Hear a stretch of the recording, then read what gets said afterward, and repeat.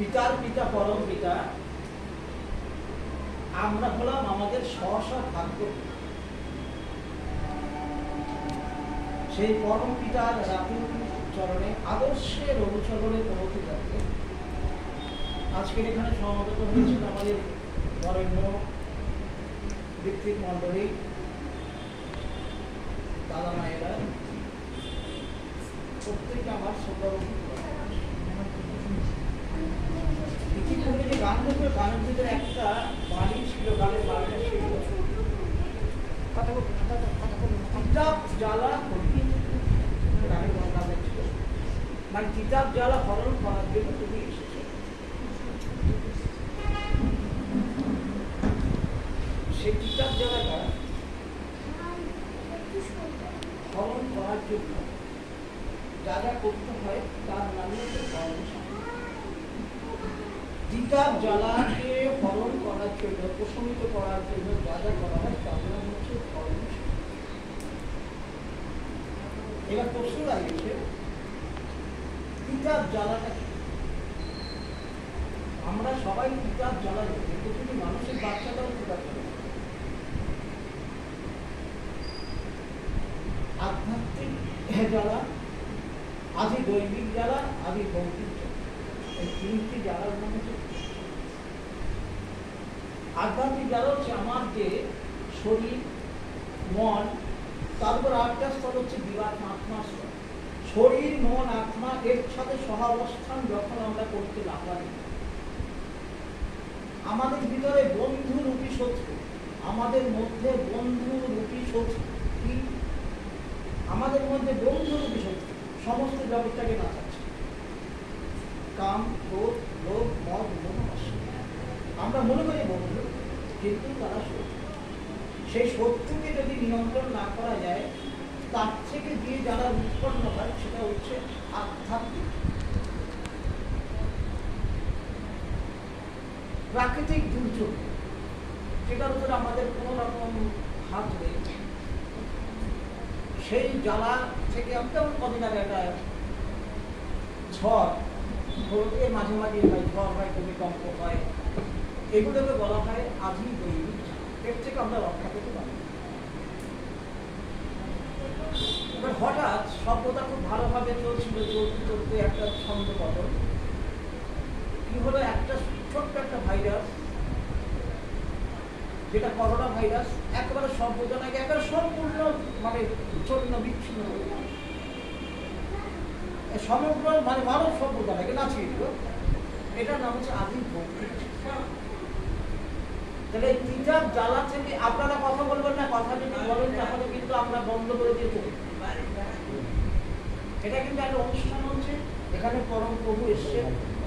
এখানে যদি জীবন সম্বন্ধে জানতে হয় বসতে হবে, আর যদি জীবন সম্বন্ধে জানতে ইচ্ছে না করে দরজা বন্ধ করে আপনারা অনুষ্ঠান না, ঠিক আছে, গুরুত্বপূর্ণ কথা। কারণ আমরা জানি না আমাদের হোয়াট ইজ লাইফ, এই সম্বন্ধে আমাদের আইডিয়া নেই।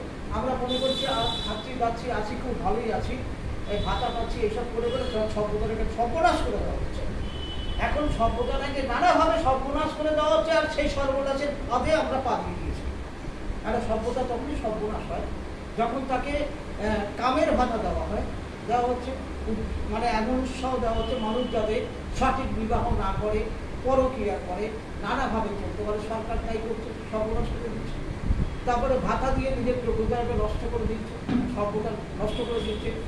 খাওয়া দাওয়া অর্থাৎ সদাচার, সদাচার বলে কোনো কিছু নেই, সভ্যতাটাকে নষ্ট করে দিচ্ছে। একটা সভ্যতার মৃত্যু চলছে, আর সেই মৃত্যুকে ইন্ধন দেওয়ার জন্য আমরা খুব আনন্দে আছি, মনে করছি খুব ভালো আছি। আর এই ভালো থাকা কিন্তু ভালো। হু এম আই, আমার জীবনটাকে, আমি একটা মানুষ, আমি পুরুষ, সে পুরুষ মানে বিধান করি। একটা পুরুষ প্রকৃতিটা যদি আমরা ধরি, এই সৃষ্টিতে একটা পুরুষ আছে, প্রকৃতি আছে, তাহলে একটা পুরুষ যদি হয় তার চরম লক্ষ্য, যদি বলা হয় একটা জীবনের চরম লক্ষ্য কি, সেটা আমাকে জানতে হবে। আমি খাচ্ছি দাচ্ছি, চাকরি করছি, বাড়িঘর বানিয়েছি, এবার আমার একটা ছেলে হলো, ছেলেটাকে থ্যালাসেমিয়া হলো, আমি নিয়ে নিয়ে হাসপাতালে ঘুরছি, সেটা তো জীবন না। আমি একটা মেয়ে, আমার চরম লক্ষ্য হচ্ছে আমি আদর্শ একটা মা হবো। তা আমার আমার সন্তানরা যদি শুদ্ধ হয়, ভালো হয়, পবিত্র হয়, আমার যদি কোনো কিতাব জ্বালা না থাকে, তাহলে আমার জীবন কিন্তু ঠিক। এইখানটাই আমাকে সার্থক করতে হবে। একটি মেয়ে কিভাবে মা হবে, তার চরম পরিণতি মা হওয়া, আর একটা ছেলে কিভাবে বাবা হবে, সেটা হচ্ছে তার চরম পরিণতি। এই চরম পরিণতিতে পৌঁছতে যে সার্থক হয়, তার হচ্ছে জীবনটা শুরু হয়, সে হচ্ছে মানব জীবনের ধর্ম। তা এই যে জীবনগুলো, এর পাঠ, এর অনুশীলন কিন্তু কেউ দেয়, ইউনিভার্সিটি দেয়নি। অসৎসঙ্গ ত্যাগ করো আছে, থাকা সত্ত্বেও অসৎসঙ্গ করেছে, কিন্তু সমগ্র বিশ্ব জুড়ে অসৎ ছাড়া কিছু নেই। এত আমরা দেখছি প্রতিদিন, তার মানে এমনভাবে মোটিভেটেড হচ্ছে, চলা হচ্ছে, আমরা সব পথে চলতে চাইছি না, এটা আমরা ইচ্ছে করে গেছি। তাহলে সেটা যদি থাকে এরকমভাবে, সভ্যতা একদম বিলুপ্ত, নষ্টই হয়ে, আর সেটাকে বাঁচাবার জন্যই এই সৎসঙ্গ, এই কিতাব যারা থেকে নিজেকে রক্ষা করতে গেলে যা যা করার নাম, তার নাম সর্বপাপ। আর ঠাকুর অনুকূলচন্দ্রের ধর্মের মধ্যে কোনো রকম কোনো কিছু আজগুবি কিছু নেই। অন্যে বাঁচায়, নিজে থাকে, ধর্ম বলে জানিস। এই সাধারণ ছোট্ট বোধ আমাদের কিন্তু, এই বোধটা যদি থাকতো, অন্যে বাঁচায়, এই আমরা ধর্মের জন্য ওনার বাড়িতে এসেছি, ধর্ম পালন করবেন ওরা, তার জন্য এসে ওরা ধর্ম পালন করবে, পুজো করবেন, বিদ্যের পূর্ণ হবে, সেখানে ফুল ফুল সব কিছু এতে তো নিজের খুশি করেছে। এটা বাঁচার বাড়ার কোনো সাহায্য করবে আমাকে বাঁচতে, বৃদ্ধি পাওয়াতে এটা আমাকে কোনো সাহায্য করবে না, এতটুকু সাহায্য করবে না। কিন্তু আমাকে সাহায্য করবে আমার ভিতরে, আমাকে বাঁচতে গেলে যা যা লাগে, বাঁচতে নরের যা যা লাগে তাই দিয়ে তো ধর্ম। তা একটা মানুষ যখন আসবে, একটা পশু পাখি গাছপালা তাকে রক্ষা করার জন্য যে যে ব্যবস্থা করার নাম, সেটা হচ্ছে ধর্ম পালন করা। আমরা সেটার থেকে কিন্তু অনেক দূরে সরে গেল, সেটা বুঝলাম না। কিন্তু এইসব আমার মন করা জিনিসগুলো আমরা, সেটা কিন্তু ওইটা কেউ শেখাতে হবে, তাহলে এটা একটা সংস্কারই পরিণত হবে। ঠাকুর অনুকূলচন্দ্র বলছেন, তাহলে তাই যদি হয় অনিত্য আর নিত্য, একটা ফুল, ভারতবর্ষের যে শিক্ষা, ভারতবর্ষের শিক্ষাটা আমরা অনেক দিন থেকে ভুলে গেল। চরক সংহিতাতে বলছে এই ফুলগুলো কি হয়, এগুলো দিয়ে নানা ধরনের ঔষধি তৈরি, তাই জন্য মালা, মানে মালাকার বলে একটা পদবী আছে, তারা মালা তৈরি করতো, ফুল বাগান রচনা করতো। ফুল কিন্তু নিষ্প্রয়োজনে ছেড়া, কোনো কোনো ধর্মীয় সংগঠন একবার ফুলের গাছে হাত দেবে, ফুল ছিঁড়বে, কারণ এটা ছিঁড়ে একটা জীবন, একদিনের যাদের জীবন, সেই জীবনটাকে আমাকে বাঁচাতে হবে। আমি সেই জীবনটাকে নষ্ট করে দিয়ে আমার কি লাগবে? আর আমরা ধর্মের নামে সেটা করছি। কিন্তু এটা বলতে আমরা ঠাকুর অনুকূলচন্দ্র বলছেন, ছিড়িস না ওই ফুলটাকে, ছিড়িস, ওই ফুলটা মা হয়ে হাসি, ওই ফুলটাকে ছিঁড়ে মায়ের হাসিটা নষ্ট করে। তাহলে বাঁচতে নরের যা যা লাগে তাই দিয়ে তো ধর্ম। তা বাঁচতে আমার কি কি লাগে সেটুকু যদি আমি না বুঝতে পারি, আমার বাঁচতে গেলে ক্যালোরি লাগে, কারণ আমি যেমন পরিশ্রম করবো সেই পরিশ্রম অনুযায়ী যতটুকু ক্যালোরি লাগবে, যেটাকে মানে ব্যালেন্সড ডায়েট বলা, তা সেটুকু লাগবে। আর সেটুকু কীভাবে মেপে মেপে আমরা দিতে পারি না, মেপে আমরা জানি না। কিন্তু আমরা কি করছি, আমার সন্তানটাকে বাঁচাতে গিয়ে মাছ খাওয়াচ্ছি, মাংস খাওয়াচ্ছি, ডিম খাওয়াচ্ছি, এইসব খাওয়াচ্ছি, মনে হচ্ছে এটা খুব ভালো থাকে। কিন্তু তাকে শুদ্ধভাবে কীভাবে বাঁচাতে হবে সেই শিক্ষা কিন্তু আমরা তাকে দিতে পারছি না, কারণ এই সমাজ আমাকে বিধ্বস্ত করে দিচ্ছে, সেই শিক্ষা ব্যবস্থাটাই নষ্ট করে দিচ্ছে। বাঁচতে কিন্তু নরে মাছ মাংস পেঁয়াজ বসে না, সমাজ সেটা শেখাচ্ছে, আমরা সেটা খাচ্ছি। কেন লাগে না তার প্রমাণ হচ্ছে, আজকে আমি বাঁচাটাই যদি চরম হয়, একটা মানুষ যখন হসপিটালে যায়, নার্সিংহোমে যায়, খুব এমার্জেন্সির সময় তাকে কি দেওয়া হয়, ফার্স্ট ট্রিটমেন্ট স্যালাইন। স্যালাইনে কি থাকে, মাছ মাংস পেঁয়াজ রসুনের রস থাকে, সেখানে কি থাকে, একটা ডেক্সট্রোজ থাকে। ডেক্সট্রোজটা কি, নিরামিষ জিনিস দিয়ে তৈরি, নিরামিষ জিনিস মানে কার্বোহাইড্রেট দিয়ে তৈরি, আর লবণ আর শুদ্ধ জল। তাহলে একটা মানুষকে বাঁচাতে গেলে তাকে মাছ মাংস পেঁয়াজ রসুন যে লাগে না, সেটা তো প্রমাণিত সত্য। কিন্তু আমরা বুঝছি না, আমরা সন্তান নষ্ট করে দিচ্ছি নিজের। কিন্তু একটা সন্তানকে যদি ওই ঠাকুরের নিয়ম অনুযায়ী ভোরবেলা উঠে নাম ধ্যান করা হয়, বসাতে হয়, সেটা কিন্তু আমরা সেটা শেখালে তার ওই যে কিতাব জায়গাটাকে সে নিয়ন্ত্রণ করতে শিখতে পারবে, ইনবিল্ট পারে। আজকে সব কিছু সভ্যতা আছে, এই সভ্যতা আছে, যদি সভ্যতা নষ্ট হয়ে যায়, আজকে ভূমিকম্প হয়, আমি যদি আলাদা পড়ে যাই, কেউ যদি আমাকে সাহায্য করার না থাকে, তাহলে আমি আমাকে কি করে বাঁচাবো? আর সে আমাকে বাঁচাতে গেলে যে যে কারণে, যে যে নিয়মে আমি নিজেকে বাঁচাতে পারবো, সেই শিক্ষা আমরা এইখানটায় কিন্তু আমাদের একটা পরিযায়ী পাখি হাজার হাজার কিলোমিটার একটা আটলান্টিক পাড়ি দিয়ে চলে আসে, আবার চলে, কেউ তাকে সাহায্য করে। এই যে প্রাকৃতিক দিক, এটা আমরা মানুষ, তাহলে আমাকে আমার যে শরীর, মন, আত্মা, ইন্দ্রিয়, তাকে কিভাবে নিয়ন্ত্রণ করে নিজেকে তৈরি করতে হবে, সেই শিক্ষা আর সেই শিক্ষা দিতে গেলে দীক্ষা। পরম পুরুষের উনি যখন আসেন, সে দীক্ষায় দক্ষতা, আর দক্ষতা লাভ হলে তখন মানুষ জানতে পারে আমি আমাকে কিভাবে তৈরি করি।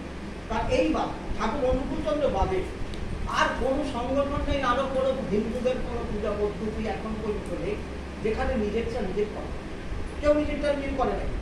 কি আসলো, আমার বাড়িতে লক্ষ্মী পুজো করবো, একজন পুরোহিত এলো, তিনি করে দিলেন, তাতে আমার কি লাভ হবে?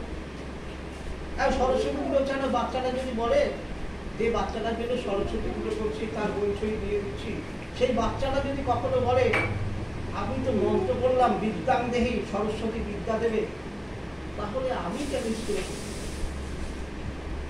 এটা ছিল বুঝতে হবে।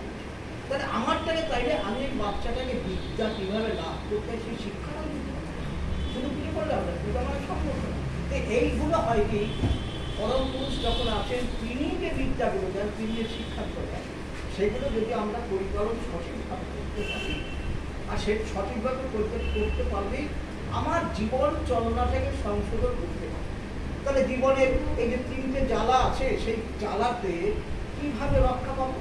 সুন্দর ঠাকুর বলছেন, সব প্রবৃত্তি রত থাকে, সব প্রবৃত্তি রত থাকে ইষ্ট কর্ম হয়ে, সেই তো যদি সেই সন্ন্যাসী কাল রত ধ্যান, ওই যে তিতাব জ্বালা হচ্ছে কাল রূপে আমাকে ধ্বংস করতে আসে, সেটাকে নিয়ন্ত্রণ করার জন্য ওই শিক্ষাটা নিতে হবে। কিভাবে? ওই মানে সব কিছু তাকে নিয়ন্ত্রণ করতে হবে, সব প্রবৃত্তি, আমাদের প্রবৃত্তি করা ছোট, আর সেটাকে মত করার জন্য পৃথিবীতে আর কোনো শিক্ষা দেয় দেখেছি, ঠাকুর অনুকূলচন্দ্র শিক্ষার মাধ্যমে শতনুজ্ঞান, কথাগুলো কত সুন্দর। একটা মানুষকে একবারে ব্যক্তি নির্মাণ করলেন, আমি অক্রোধী, আমি নিজেকে নিয়ন্ত্রণ করবো, আমার রাগকে আমি নিয়ন্ত্রণ করবো।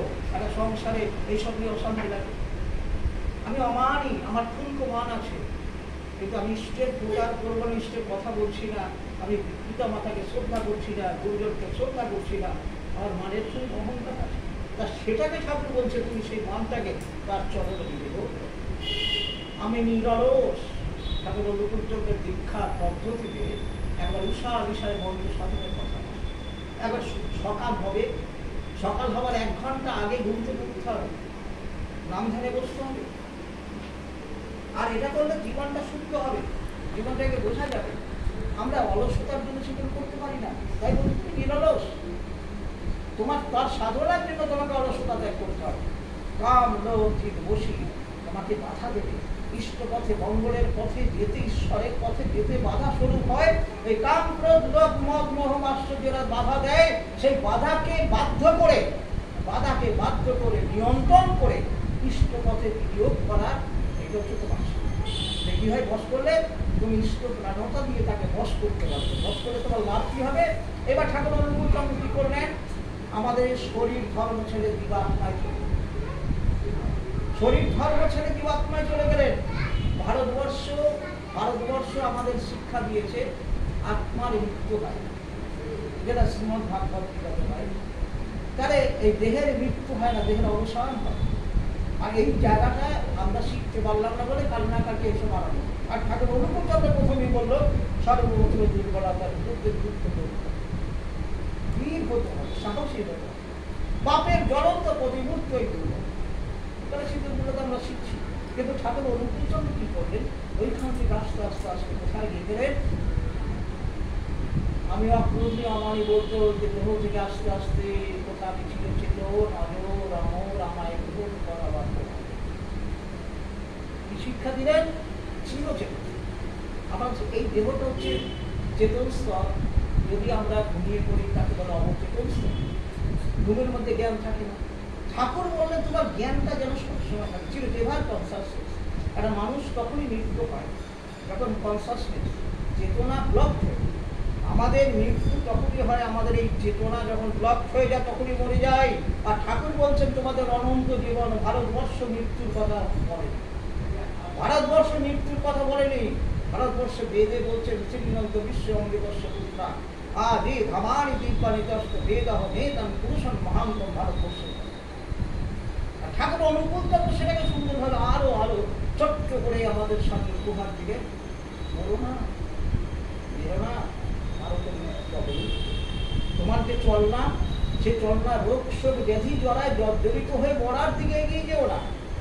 আর কাউকে তোমার পরিজন যারা আপনজন যারা সবাইকে মরার পথে চলতে দিও না, বেরো না। আরো তো মৃত্যুর যে বাধা, যেভাবে মৃত্যু আমাদের মৃত্যুর দিকে গিয়ে যায়, রোগ শোক ব্যাধি জড়ায়, সেটাকে অবলুপ্ত করো। পারো তো মৃত্যুকে অবলুপ্ত করো। আর সেই পন্থাই বললেন ওই সাধন করে করে আজ্ঞা চক্রে ত্যাগ করে করে এখান থেকে 3 বার সভাসদ করার সময় এখান থেকে আজ্ঞা চক্র থেকে এই দয়াল ধামে আমাদের মনটাকে মনোনিবেশ করালেন। আর সেখানটায় যে শিক্ষাটা দিলেন, আর সেই শিক্ষাটা চিরচেতনের শিক্ষা। আর এখানটায় চিরচেতনের শিক্ষা বলছেন অজর অমর চিরচেতন আমায় গ্রহণ করো, আমি বহুর কাছে বলছি আমার প্রণাম দাও। এই জায়গাতে এই যে পৌঁছে দিল, এই শিক্ষাটা আমাদের দিতে হবে। হ্যাঁ, এই শিক্ষা যদি না দেই তাহলে কি হবে? আজকে আমরা জাগতিক ভাবে টাকা পয়সা এইসবের ভিতরে চলে গিয়ে আমার এই জীবনটা কিভাবে ভঙ্গ করবো, সেই শিক্ষাটা দিতে হবে না। আর ঠাকুর অনুকূল চন্দ্র এই, তাহলে সেইটা হচ্ছে আমার সংসার জীবন আছে। আর সেই সংসার জীবনে সার্থক সংসারই তখনই হবে আমার ঘরের মেয়েটা কিভাবে আদর্শ মা হবে, তাকে উপযুক্ত বিবাহ আমরা দিতে পারবো। তার মেয়ে বরে বরণ করে, সেই বিয়েতে সমাজ বাড়ে, ওই মেয়েটাকে বরণীয় বরের কাছে কিভাবে দিতে পারবো সেই শিক্ষা দিতে হবে। আর সেই শিক্ষা দিলাম না, কি দাঁড়াবে এখন? ঘরে ঘরে ডিভোর্স। আমার খেয়াল খুশি মতো আমরা কি আরম্ভ করেছি, এখন নতুন নতুন অনেকগুলো কনসেপ্ট চলে এসছে। এত কনসেপ্ট, বাজে বাজে কনসেপ্ট সব মতটাকে ধ্বংস করে দিচ্ছে। এত ধ্বংস করে দিচ্ছে যে যেটা আমরা প্রতিফলন দেখতে পাচ্ছি মিডিয়ার মাধ্যমে। তাহলে ঠাকুর কিন্তু এর থেকে দেখবে একটা মেয়ে সে যাতে বরণীয়, আস্তে আস্তে বরণীয়কে বরণ করতে পারে এই শিক্ষা দিতে হবে। ওই মেয়েটা যাতে পর পুরুষের ছোঁয়া না পায়, ঠাকুর শিক্ষা দিল। এমন শিক্ষা দিল, সেই লেখাপড়া যদি পরপুরুষের মধ্যে ছেলে মেয়ে এক জগতে করলে পড়াশোনা, পড়ার সাথে বাড়ে প্রায় কামের দশা। আর সেটাই সর্বনাশ করতে সর্বনাশ। যার ফলে কি হচ্ছে আজকে একটা সায়েন্স, ঠাকুর অনুকূল সুন্দরভাবে বলছেন, একটি মেয়ে রাস্তায় ঘুরছে, সে কলেজে যাচ্ছে, অফিসে যাচ্ছে, তার প্রাকৃতিক নিয়মে তার হরমোনের জন্য একাধিক পুরুষের প্রতি তার আসক্তি করছে। একাধিক পুরুষের, ঠাকুর বলছেন একাধিক পুরুষের ছাপ মাথায় ঢুকছে। তারপরে যখন সে মা হবে, মা হবার সময় যদি একাধিক পুরুষের ছাপ তার ব্রেনে চলে আসে, স্বামীকে আপন করতে পারবে না। স্বামীর প্রতি টান যেমনি, ছেলেও জীবন পাই তেমনি, আপন করতে না পারার জন্য তার সন্তান হবে কিংবুতি। যার জন্য আজকে বেশিরভাগ সন্তান কিন্তু নানাভাবে নানা রোগগ্রস্ত।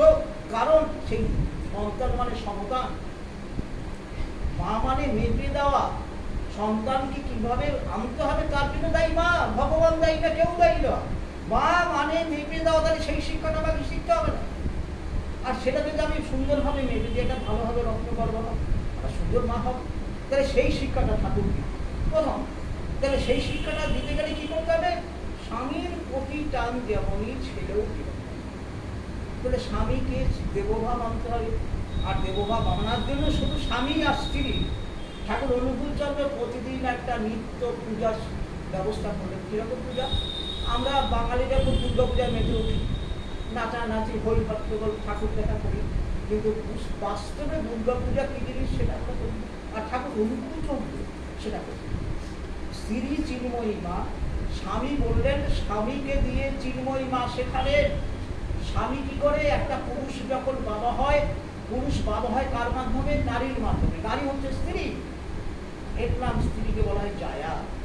স্বামী মানুষের যা কিছু ঐতিহ্য নিয়ে নিজেকে যার মাধ্যমে জন্মাবেন তাকে বলা হয় জায়া। তার জন্য বলেছেন স্ত্রী চিন্ময়ী মা।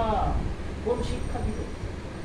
স্বামী স্ত্রীর মধ্যে ঠাকুর শুধু বলছেন যখন সন্তান ধারণ করে গর্ভাধান স্পর্শ করে গর্ভাধান সংস্কার করতে হয়, তখন নাভিমূল স্পর্শ করে বলতে হয় প্রসীদ মা জগজ্জননী, হে জগজ্জননী, হে জগজ্জননী, তুমি দুর্গা, তুমি কালী, তুমি জগৎ ধাত্রী, আমি তোমাকে উপাসনা করি, তুমি শক্তির আধার। আমাকৃত গর্ভাধারে ওই কার্তিক, গণেশ, লক্ষ্মী, সরস্বতীর মতো সন্তান যেন পৃথিবী। আর তাহলে এই জগৎ ধন্য হবে। এই এত মহানগর আছে, অনেক নগর ধ্বংস হয়ে গেছে। মহান নাগরিক যদি না থাকে, মহানগরকে রক্ষা করবে কে? তাই জন্য ঠাকুর অনুকূলচন্দ্রের প্রথমবার এই পূর্ণবোধিতা আমরা পেলাম, আমি চাই শুদ্ধ আত্মা, আমি চাই শুদ্ধ আত্মা। আর সেই শুদ্ধ আত্মাকে যদি আনতে হয়, তার জন্য যা যা করার জন্য যা করতে হবে, তার জন্য সৎসঙ্গ দিচ্ছে। আর এর জন্যই আমাদের নিত্য সাধ্য সকাল সন্ধ্যায় প্রার্থনা করতে হয়। ঠাকুরের যে পুস্তকাদি আমরা পাঠ করালাম, সেই পাঠগুলো করতে হয়। পরিবারের মধ্যে একটা প্রীতির ভাব আনতে হয়, একটু কীর্তন করতে হয়, সপ্তাহ পশুদিন নিরামিষ আহার গ্রহণ করতে হয়, কানপুরি পাতা খেতে হয়, 3 বার করে সবাসন করতে হয়। এইটা হচ্ছে মানুষের জীবনের ধর্ম। আমি যদি এগুলো না করি, এটি কিন্তু নিতান্ত। ঠাকুর বলছেন, ঠাকুরকে যখন বলা হলো, ঠাকুরকে জিজ্ঞেস করলেন অশ্বিন বিশ্বাস, আপনি যে এত কিছু করতে বলছেন কেন?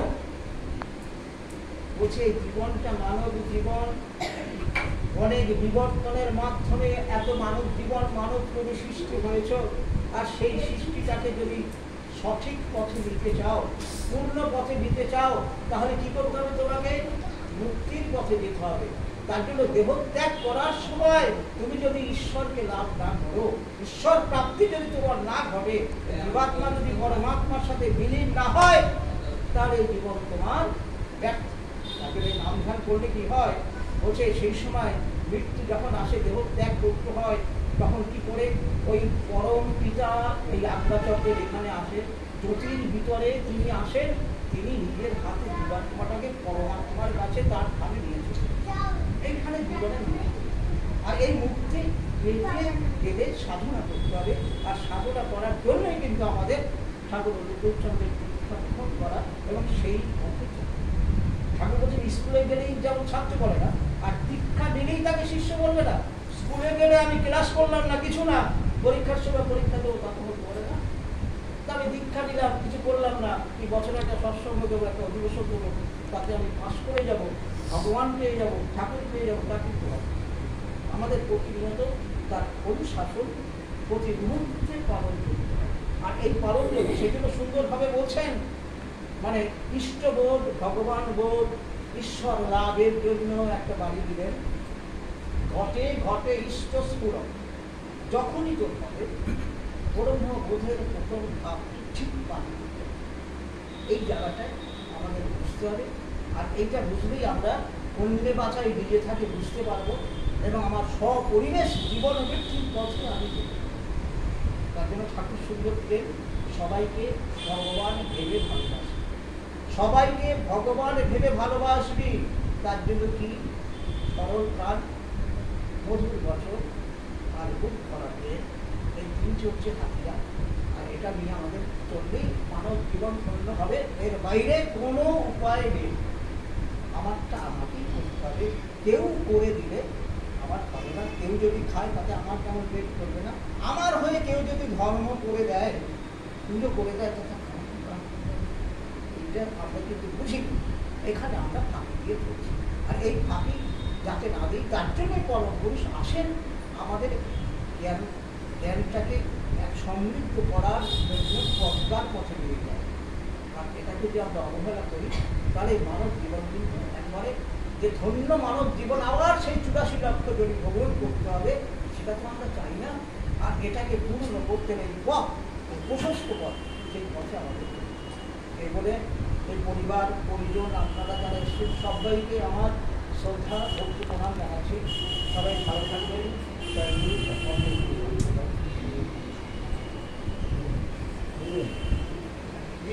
আপনি দাঁড়িয়ে আপনি জানেন না না ঠিক